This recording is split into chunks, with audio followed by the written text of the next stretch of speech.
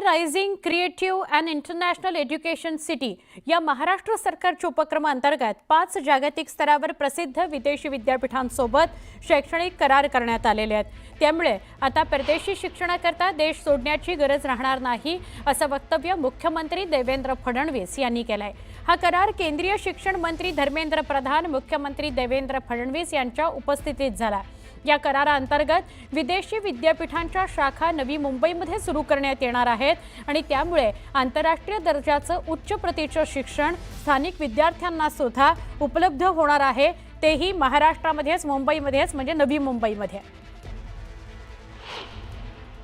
World class education हे त्या ठिकाणी मिळेल।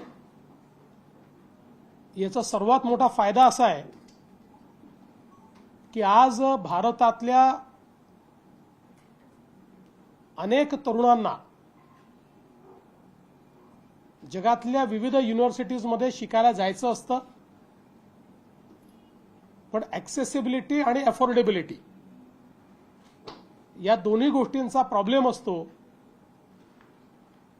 मुलं हुशार असले तरी परदेशी शिक्षणाचा खर्च हा परवडत नाही।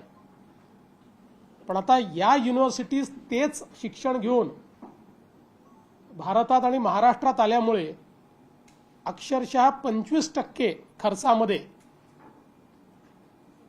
आज ही मुलं तेच ग्लोबल एज्युकेशन या ठिकाणी घेऊ शकतील।